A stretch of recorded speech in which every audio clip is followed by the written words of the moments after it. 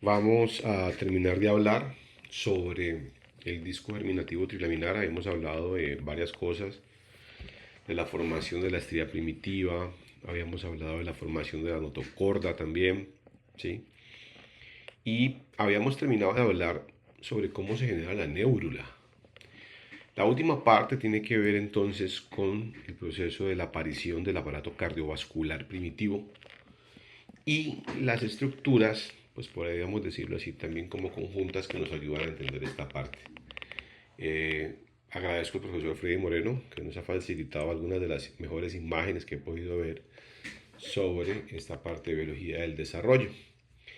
Ok, entonces a partir de el mesodermo que hemos estado refiriéndonos, que es el mesodermo intraembrionario, que nació, contamos, como el nuevo tejido, ¿sí? A partir de lo que hicieron las células del mesénquima, pues observamos que había un tejido literalmente alrededor, una área alrededor de la nueva estructura que nació de la notocorda. Y esa nueva área a propósito nos permite entonces integrar un par de estructuras importantes. En este caso, la primera parte de este mesodermo paraxial son unos cuerpos cuboides, que parecen cubitos pequeñitos que aparecen, pues, sí, al lado del tubo neural en desarrollo y se conocen como somitas. Los somitas son bien llamativos por las características que ellos entrañan. Son formaciones que se definen, se elevan al lado y lado del embrión, ¿sí? Y presentan una cavidad temporal que es el miocele. Y cuando esa formación, básicamente pues en la tercera semana de lo que va a ser la región occipital del embrión se genera, se producen ellos en sentido cefalocaudal, ¿sí? Y esto conlleva a que aparezcan unas estructuras, como les mencionamos, de forma cuboidal en pares. Son 38 pares del día 20 al 30 y terminan siendo 44 cuando se termina la quinta semana. ¿Por qué son tan importantes embriológicamente hablando los somitas? Porque generan entonces sí, tres grandes estructuras de nuestro cuerpo: el esqueleto axial, los músculos que se asocian a ese esqueleto como tal y la dermis. Entonces aquí los podemos ver, ¿sí? A cada uno de ellos, esos cuerpos cuboidales, y están pues alrededor de lo que viene siendo ese tejido nuevo que nació de la notocorda, ¿vale? Entonces se antoja como una estructura pues bastante llamativa, ¿sí? Porque pues ellos se pueden observar bien, ¿sí? Como esos cuerpos cuboidales y que permiten entre otras cosas también darnos cuenta de la edad del embrión. Es importante entonces que cuando hablábamos de la formación de la gástrula y posteriormente de la neura, pues se hayan generado unos espacios. En este caso el cerebro intraembrionario es un espacio que queda aislado entre el mesodermo lateral y el mesodermo cardiógeno, específicamente hablando. Entonces aquí tenemos ese mesodermo somático intraembrionario y sobre él se va a empezar a generar este espacio que ustedes ven en blanco. Eso permite entonces que aparezca este anillo de tejido que es la somatopleura, que incluye pues al mesodermo intraembrionario más la parte externa que vendría siendo el epi ya convertido en ectodermo, y la parte de abajo que conlleva directamente la aparición del hipoblasto convertido en endodermo más el mismo mesodermo intraembrionario, y se van a separar los dos. ¿Listo? Son muy importantes a propósito que aparezcan esos espacios de los celomas porque generan como una forma de herradura, ahorita lo vamos a ver cuando se volteen, y esto es lo que va a dar lugar a que aparezcan las cavidades internas, cavidades corporales como la cavidad del peritoneo. Entonces, pues requerimos importantemente estas estructuras. Otra parte importante también que nos conlleva a, estamos como hablando de los acontecimientos de la parte final ya de la tercera semana, es la formación de lo que el corium va especializando. El corium lo teníamos como esta estructura que viene siendo, ¿sí? El mesodermo embrionario, el citotrofoblasto y el sincitio que nos aparece acá. Y cuando teníamos los tres, cuando teníamos como el anillo completamente, entonces tenemos, ¿sí? Lo que nosotros llamamos el saco coriónico. Pero cada vez que el citotrofoblasto hizo como estas agregaciones celulares donde se ven como unas montañitas, se fueron creando lo que nosotros llamamos una vellosidad. Y son súper importantes porque son la parte funcional que va a tener la placenta posteriormente cuando ya se dedique a hacer su función específica.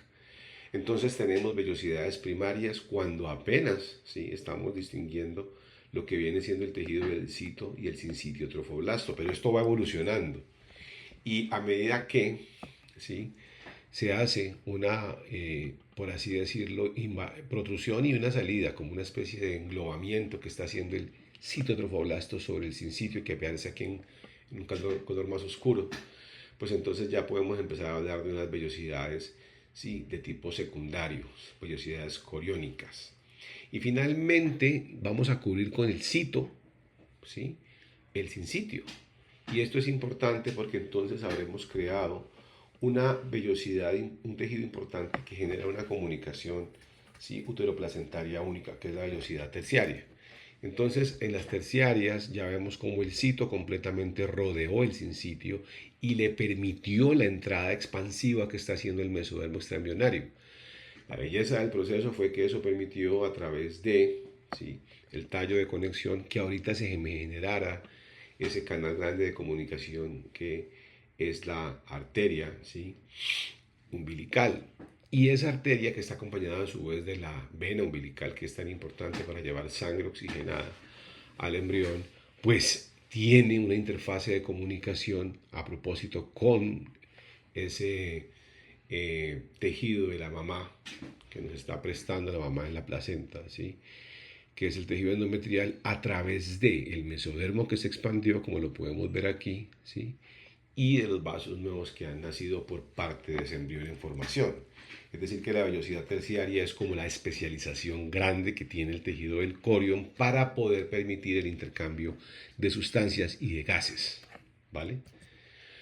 Esto conlleva finalmente entonces a el desarrollo de este sistema cardiovascular primitivo y se presentan entonces dos grandes procesos.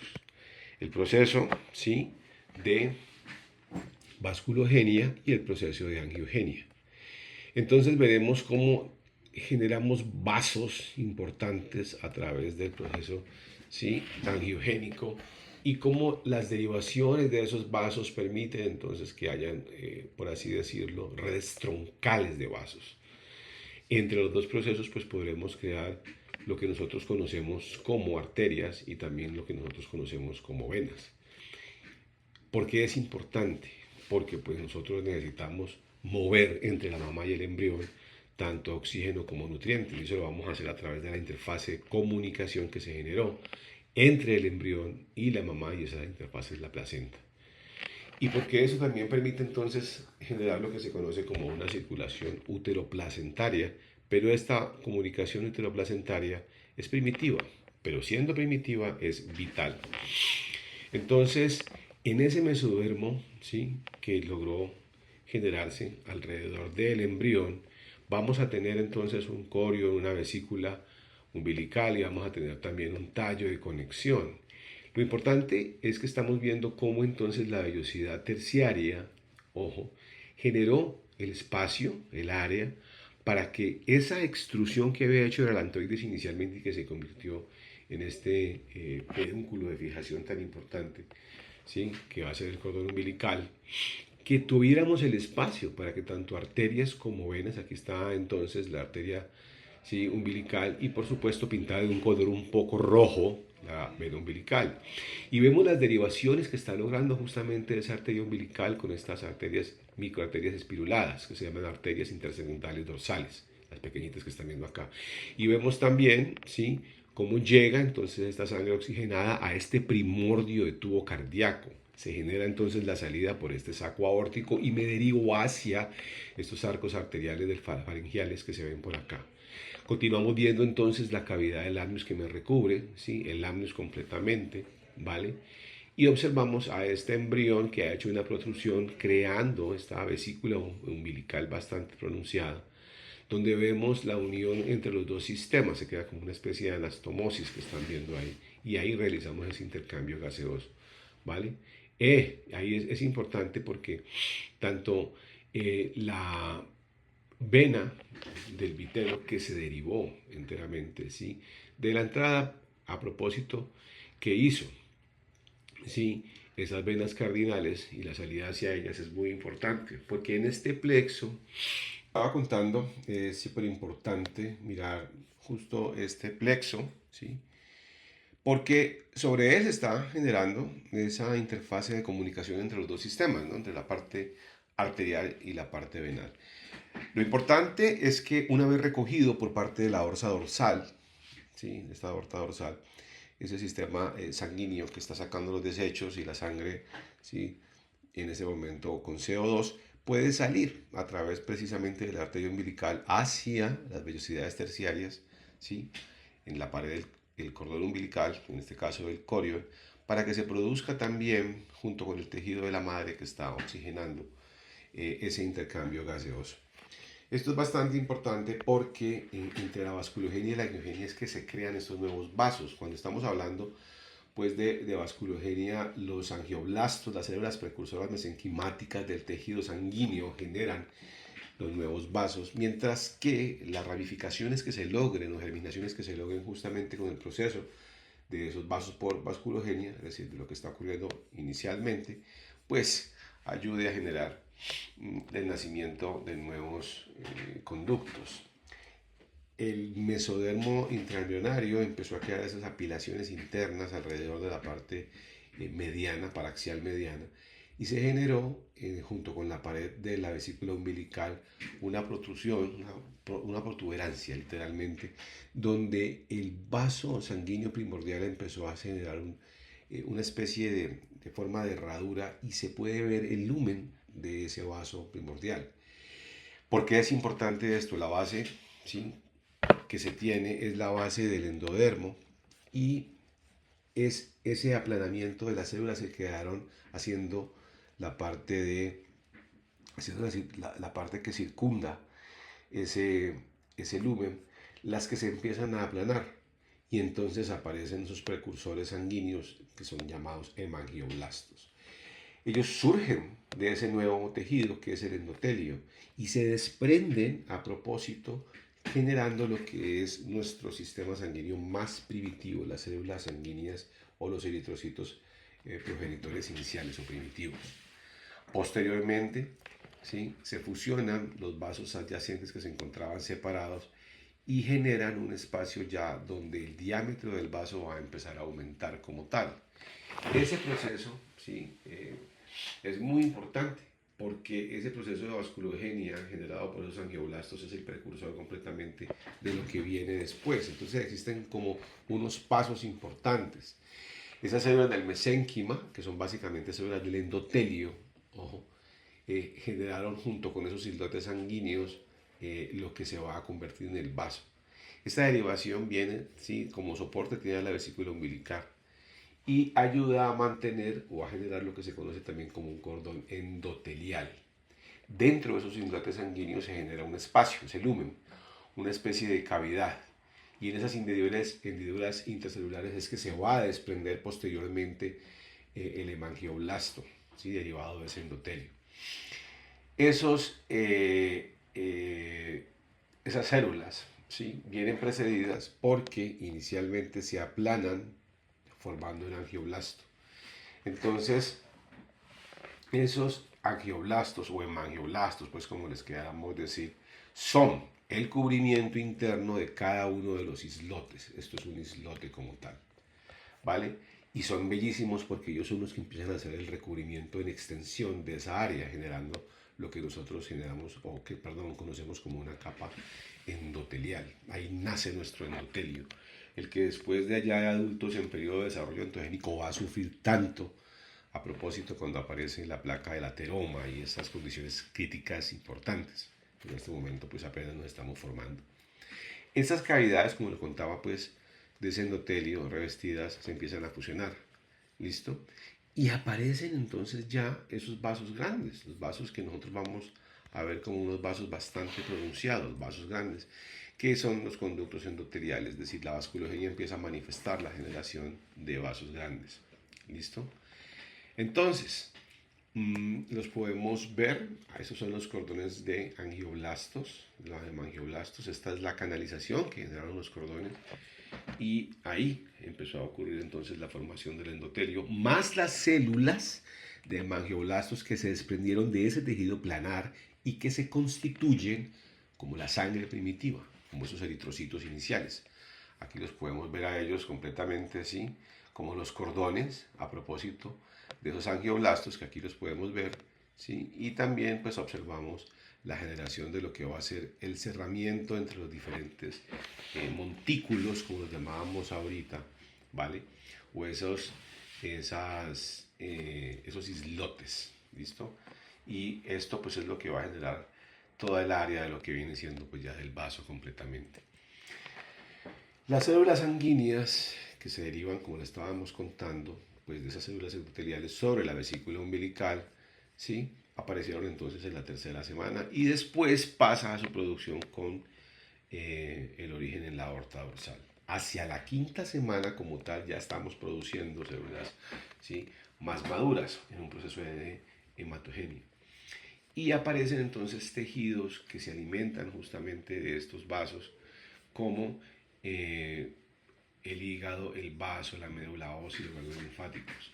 Esto ha generado pues que esa aorta como tal, que no existía, pues pudiera irrigar directamente la estructura de estos grandes órganos, muchos de ellos glandulares, que nos permiten el funcionamiento de forma correcta. Generamos, por lo tanto, una formación, ¿sí?, de sangre inicial, una hematopoiesis, como se conoce este término inicial. Y esto es derivado, pues, de los eritrocitos fetales que venían justamente de esos hemangioblastos que vimos en las paredes. ¿Listo? ¿Por qué es importante también todo este proceso? Porque nuestro mesénquima, las células del mesénquima, inicialmente de ese mesodermo como nuevo tejido formado, van a empezar a rodear el endotelio del vaso sanguíneo y esto posteriormente va a generar lo que es la musculatura del vaso, ¿sí?, por así decirlo, para que lo entiendan, en plena formación endotelial. Ok, entonces podemos ver el esquema que muestra la angiogénesis después de la vasculogénesis y la ramificación que se está haciendo, súper importante de nuevo relación área, superficie, volumen, con base en vasos ya preexistentes.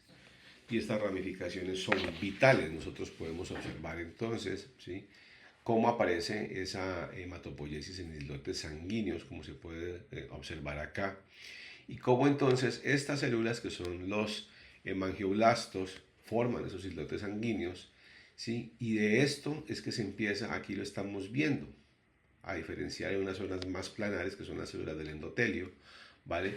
Así como los eritrocitos primitivos, que serían como las células de la sangre, que lo estamos viendo acá. En fotos reales se puede observar, sí, algo muy similar, porque los islotes sanguíneos, los montículos que estábamos hablando, se van a cerrar y van a generar entonces la luz, ¿sí? Pero esa luz va a estar entonces también acompañada porque los hemangioblastos generaron esa capa de tejido largo que constituye entonces el endotelio, o la fuerza, por así decirlo, muscular, entre comillas, que tiene el vaso como tal, ¿vale? Ese sistema cardiovascular primitivo es una cosa increíble, ¿listo? Porque, pues entonces, hemos observado que ese corazón más los grandes vasos se derivaron enteramente pues, de esta célula del mesénquima y generaron lo que se conoce como un área cardiógena, que es como el origen de lo que llamaremos el sistema cardiovascular primitivo. Nacen entonces el tubo cardíaco, la parte endocárdica, y hacia la tercera semana de vida se generan entonces las fusiones de esos montículos que veamos ahorita, generando entonces el proceso de vasculogenia. El tubo cardíaco primordial, ¿sí?, más los vasos sanguíneos, más el corión, más la vesícula que la habíamos marcado de amarillo, la umbilical, generan lo que se conoce como sistema cardiovascular primitivo o inicial. Y hacia finales de la tercera semana, cuando tenemos ya el principio de la cuarta semana, nuestro primer mes de vida, nuestro primer trimestre de vida, pues ya tenemos un corazón pues, que está latiendo, tiene una frecuencia llamativa, ¿sí? Y esa frecuencia se puede captar a través de un sistema de Doppler, a propósito, ¿sí? Entonces, hacia esos días, hacia el día número 21, 22, ¿sí?, cuando pues ya hemos terminado la tercera, estamos hablando de la cuarta semana de vida. Ese sistema está pues muy completo, el sistema cardíaco va a estar muy completo. Y pues obviamente hacia la séptima semana se va a poder medir mucho mejor, pero arrancó aquí, terminando la tercera semana y arrancando la cuarta semana. Hay aquí un dibujo un poco más grande en donde nos observamos nuestras vellosidades coriónicas terciarias, veremos la pared del corio, ¿sí? Nuestro cordón umbilical, además de eso vemos la vena umbilical que está atrayendo, pues por supuesto nuestra sangre oxigenada, nos comunicamos con el tubo cardíaco, este a su vez pues hace la irrigación a través de estos arcos faríngeos, estas arterias importantes, ¿sí? Donde llegamos a las arterias intersegmentales, dorsales, ¿listo? Pero aparte de eso estamos viendo cómo en ese seno venoso donde pudimos tener a la vena umbilical haciendo acople con el tubo cardíaco, ¿sí? Las venas cardinales posteriores y anteriores han hecho a su vez también ramificaciones.